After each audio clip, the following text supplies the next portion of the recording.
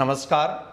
अपनों से वार्ता में एक कदम आगे बढ़ाते हुए आज शिक्षा के 3 मुख्य आधारों की हम चर्चा करेंगे। मैं राजेश बुगालिया बीवीएन रूपी बगिया के मालिक के रूप में मैं आपको बताऊंगा कि शिक्षा के 3 मुख्य आधार शिक्षार्थी, शिक्षक और विद्यार्थी। कई बार शिक्षा देने व लेने में ये तीनों ही स्तंभ विचलित हो जाते हैं, लेकिन मैं आज उस व्यक्तित्व की चर्चा कर रहा हूं जो इन तीनों के लिए ही प्रेरणादायक है। मैं उस व्यक्तित्व की बात कर रहा हूं जिन्हें बचपन में बुद्धू करार दिया गया और भविष्य में अपने नाम 1093 आविष्कार पेटेंट करवा के एक महान वैज्ञानिक बने। जी हाँ, मैं बात कर रहा हूं थॉमस एल्वा एडिसन की।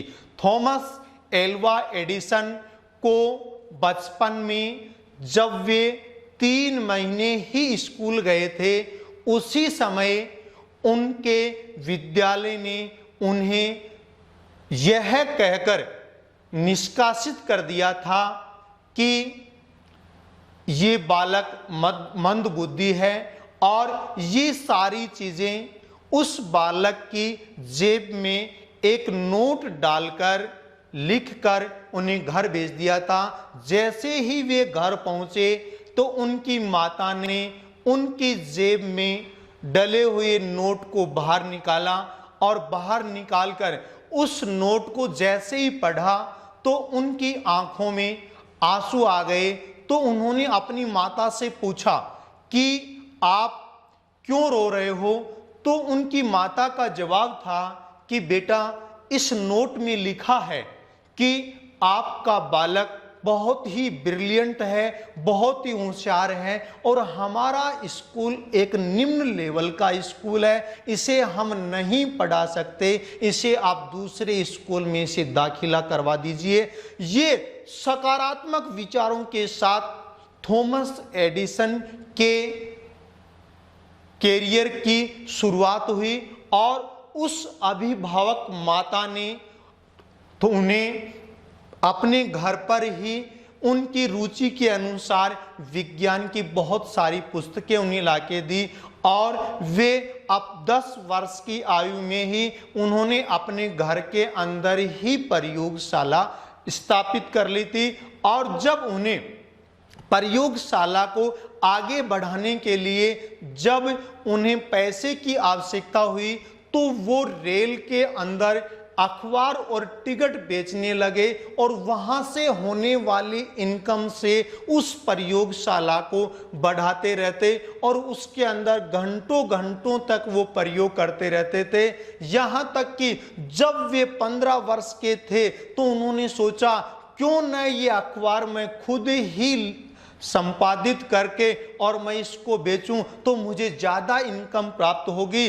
तो 15 साल की उम्र में उन्होंने अपना खुद का अखबार छापकर रेल के अंदर बेचना शुरू कर दिया था और वे रेल के अंदर ही उन्होंने अपनी प्रयोगशाला को स्थापित कर लिया था। एक बार कहा जाता है कि जब वे रेल के अंदर प्रयोग कर रहे थे तो प्रयोग करते समय रेल के अंदर कुछ रासायनिक पदार्थों के कारण उसके अंदर आग लग गई। जैसे ही आग लगी तो आग लगने के कारण रेलवे के सुरक्षा कर्मी ने उन्हें इतनी जोर से कान पर थप्पड़ मार दिया जिसके कारण उन्हें ऊंचा सुनने लग गया था। इस को भी वो एक सकारात्मक विचारों के साथ, क्योंकि आप देख रहे होंगे कि जब उन्हें बचपन से ही यदि सकारात्मक अभिभावक के यदि उन्हें विचार मिले हैं तो वे भी उन्हीं सकारात्मक विचारों के साथ उन्होंने कहा कि यदि मुझे ऊंचा सुनने लग गया है तो आज मैं मेरी प्रयोगशाला में एकाग्रचित होकर बहुत अच्छे तरीके से काम कर पाऊंगा। इस तरीके से वे हमेशा सकारात्मक विचारों के साथ आगे बढ़ते रहे और एक बार की बात है जब उनकी आयु 67 साल की थी, जहां आजकल लोग 67 साल की उम्र में अपने आप को बुढ़ा कहने लग जाते हैं, अपने आप को ये करने लग जाते हैं कि मैंने तो सब कुछ कर लिया। उस समय जब उनकी आयु 67 वर्ष थी, उस समय उनकी फैक्ट्री के आग लग गई और उस तबाही को देखकर थॉमस एल्वा एडिसन ने अपने पुत्र को बुला के कहा कि आओ देखो, अभी तक अपनी की गई सारी गलतियां जलकर राख हो गई हैं और कुदरत ने आज हमें नया करने का मौका दिया है। उसके ठीक 3 हफ्ते बाद थॉमस एल्वा एडिसन ने फोनोग्राफ का आविष्कार किया। इस तरीके से आप देख रहे होंगे कि किस तरीके से वो लगातार सकारात्मक विचारों के साथ बढ़ते गए।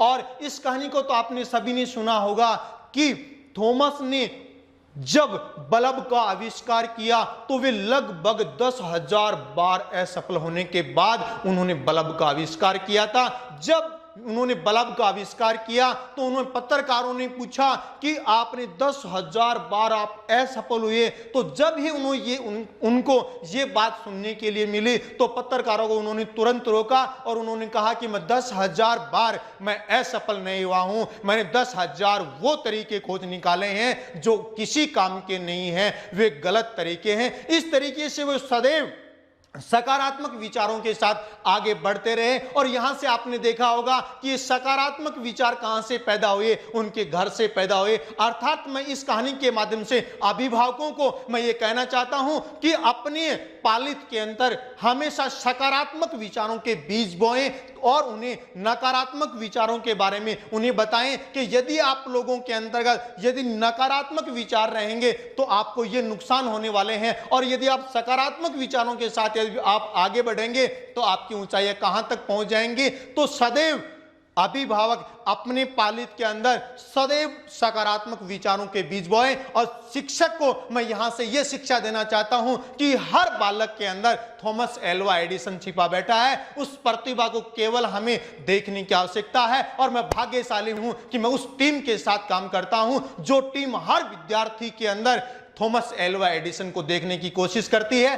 और शिक्षार्थी को मैं यहां से यह शिक्षा देना चाहता हूं कि यदि आप लोग शिक्षा ग्रहण कर रहे हैं तो हमेशा सकारात्मक रहें और हर असफलता को एक गलत कार्य आप समझें कि ये एक गलत तरीका हमारा था और गलत तरीका मानकर उसे छोड़ दें और हमेशा आगे बढ़ते रहें। आप एक दिन वहां तक पहुंच जाएंगे, आप सोच नहीं पाएंगे, आपका नाम इतिहास के पन्नों में लिखा जाएगा। इस तरीके से इस वीडियो के माध्यम से इन तीनों शिक्षार्थी, शिक्षक और अभिभावक तीनों को प्रेरणा मिलती है। यदि आप मेरे विचारों से प्रभावित हुए हैं तो इस वीडियो को ज्यादा से ज्यादा आप शेयर कीजिए ताकि ज्यादा से ज्यादा शिक्षक, शिक्षार्थी और विद्यार्थियों को इसका लाभ मिल सके। जय भारत, जय हिंद।